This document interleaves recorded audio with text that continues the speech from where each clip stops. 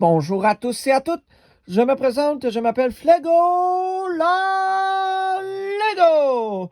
Et en ce 17e épisode en date du 6 août 2026, je vous présente Vampire Knight Batman. Ce qui veut dire en français le chevalier vampire Batman. L'homme chauve-souris en fait.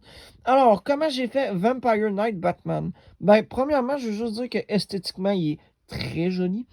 Même si je l'ai mis en 148e, j'ai mes raisons, je m'expliquerai, ça sera pas très long. Alors, pour Vampire Knight Batman, on a les jambes ici qui sont très belles, qui font effectivement penser à un chevalier des temps médiévaux. J'ai mis, pareil comme Venom Batman, un tenon, un carré à un tenon sur chaque pied pour faire comme si c'était des bottes.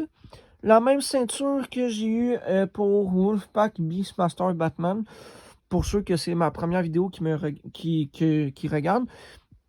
Je l'ai eu dans une série minifigures nommée Spider-Man Across the Spider-Verse, dans lequel Spider-Man va dans plusieurs univers alternatifs de son propre univers à lui.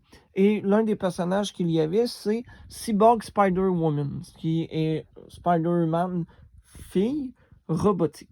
Et il y avait cette ceinture jaune foncé. Je sais que ça paraît clair à cause de la luminosité et la lumière, mais je vous jure que c'est opaque jaune. Ensuite, pour le torse, je vais vous expliquer, ça sera pas très long, je l'ai eu. On a des mains beige, on a une hache que je vous ai expliqué aussi avec le bouclier, j'ai eu ça où. Le bouclier est vraiment bien fait en rouge et gris avec la belle chauve-souris. La couleur de la chauve-souris, je sais pas pourquoi, mais ça me fait vraiment penser au graphique de la Virtual Boy. Si vous voulez rechercher, c'est quand même assez comique, la référence que je viens de faire. Sinon ça, la cape, je vais aussi vous expliquer, j'ai eu ça où, ça sera pas très long. Pareil pour ce que j'ai mis à l'arrière de la tête. L'épaulette, je l'ai eu d'une franchise discontinuée Lego du nom de Lego Nexo Knight.